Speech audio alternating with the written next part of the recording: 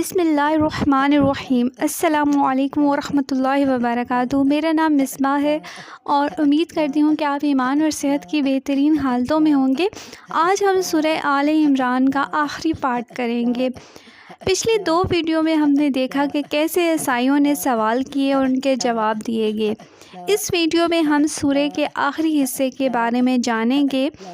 اس آخری حصے میں غزوہ احد کے بارے میں بتایا گیا ہے اور اس میں مسلمانوں کو کن پریشانیوں کا سامنا کرنا پڑا۔ مسلمانوں کے اس غزوے کے اندر قریش کے سرداروں کے ہاتھوں دردناک شکست کا سامنا کرنا پڑا۔ ہجرت کے 3 سالوں بعد پیش آنے والی یہ جنگ احد کے مقام پر ہوئی۔ مسلمانوں نے یثرب کی طرف ہجرت کی تھی جو ایک زرخیز زمین تھی۔ یثرب کے کئی لوگوں نے آپ صلی اللہ علیہ وآلہ وسلم کا نام سنا ہوا تھا اور آپ صلی اللہ علیہ وآلہ وسلم کے آنے سے پہلے ہی وہ ایمان لا چکے تھے۔ اس بات نے قریش کے حکمرانوں کو بہت غصہ دلوایا تھا اور انہوں نے مسلمانوں پر حملہ کر دیا جس کو غزوہ بدر کہا گیا۔ یہ مسلمان اور قریش کے کفار کے بیچ پہلی جنگ تھی۔ کفار کی تعداد مسلمانوں سے بہت زیادہ تھی۔ ان کے 1000 سپاہی کے مقابلے میں صرف 313 مسلمان تھے، مگر کفار قریش کو بدترین شکست کا سامنا کرنا پڑا جس کی وجہ سے مکے میں تجارت کو بہت نقصان پہنچا اور جس کی وجہ سے کفار قریش نے 1 سال بعد پھر سے مسلمانوں پر حملہ کرنے کا منصوبہ بنایا۔ اس بار وہ 3000 کا لشکر تیار کر کے نکلے اور ان کا مقصد نعوذ باللہ حضور پاک صلی اللہ علیہ وآلہ وسلم کی شہادت اور اسلام کا مکمل خاتمہ تھا۔ حضرت محمد صلی اللہ علیہ وآلہ وسلم کو کفار قریش کے اس منصوبے کا پتہ چلا تو انہوں نے 1000 کا لشکر تیار کیا اور کافی بحث و مباحثے کے بعد اس بات کا فیصلہ ہوا کہ وہ کفار مکہ سے احد کے پہاڑ پہ لڑیں گے۔ یہ فیصلہ اس لیے لیا گیا کہ پہاڑوں کا سہارا لیا جا سکے، مگر جب مسلمانوں نے احد کی طرف پیش قدمی کی تو 1000 میں سے 300 مسلمان جو اس فیصلے سے ناخوش تھے وہ واپس لوٹ گئے۔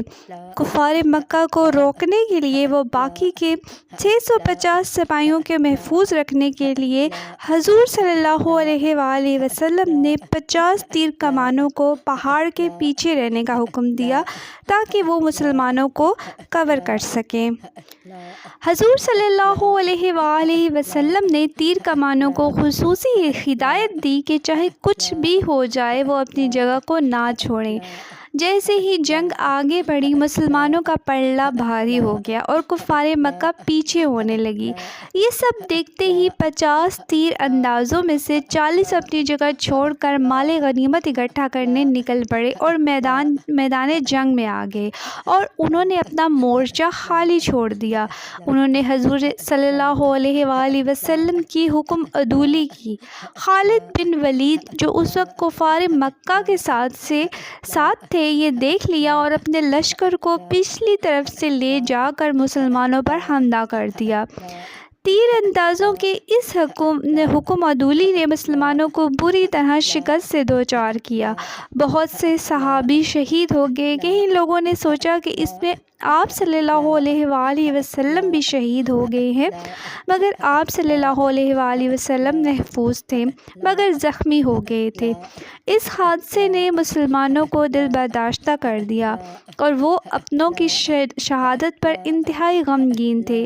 اس موقع پر اللہ رب العزت نے یہ آیات نازل کی، آیات نمبر 139 سے 140، جس میں اللہ تعالیٰ نے ہزاروں فرشتوں کو مسلمانوں کی مدد کے لیے بدر میں بھیجا تھا۔ اللہ فرماتے ہیں کہ غم اور دکھ مت کرو، جیت تمہاری ہوگی اگر تم سچے اور کامل یقین رکھنے والے ہو تو۔ جیسے زخم تمہیں احد میں ملے ہیں ویسے ہی انہیں بدر میں ملے تھے۔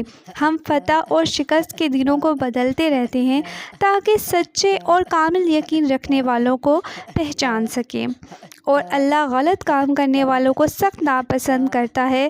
کیا تم سوچتے ہو کہ تم جنت میں بنا امتحان کے داخل کر دیے جاؤ گے اور اللہ نہیں جانے گا کہ کس نے اس کے لیے مشکلات برداشت کی؟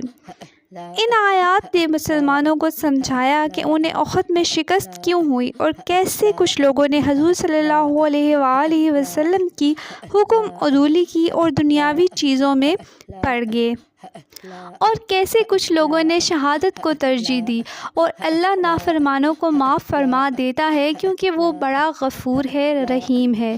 اور حضور صلی اللہ علیہ وآلہ وسلم کو بھی حکم دیا کہ سب کو معاف کر دیں اور اپنے ساتھ دوبارہ شامل کریں۔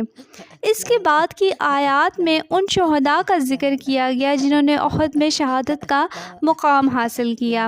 اللہ فرماتا ہے آیت نمبر 169 سے 170 میں کہ اور اللہ کی راہ میں جان دینے والوں کو مردہ نہ کہو، وہ زندہ ہیں، اپنے رب کے ہاں وہ رزق دیے جاتے ہیں، وہ خوش ہیں اس پر جو اللہ نے اپنے فضل سے دیا ہے، اور وہ خوش ہیں کہ پیچھے رہنے والوں میں نہیں ہیں، اور وہ انہیں نہ خوف ہوگا اور نہ وہ غمگین ہوں گے۔ اس سورہ میں صبر، برداشت اور اللہ کو ہر وقت یاد رکھنے کا سبق دیا گیا، اور جس نے بھی دنیاوی زندگی اور مال و اسباب کو چنا ہے وہ ایسے ہی برباد ہوتے رہیں گے۔ آخر میں اس آیت پر سورہ کا اختتام ہوا جس کا مفہوم ہے اے مومنو، صبر و تحمل سے برداشت کرو اور ثابت قدم رہو اور اللہ کو یاد کرتے رہو تاکہ تم فلاح پا سکو۔ بے شک اللہ کی یاد میں ہی ہماری دنیا اور آخرت کی بہتری ہے، اور اللہ ہم سب کو قرآن سیکھنے، سمجھنے اور عمل کرنے کی توفیق دے، آمین۔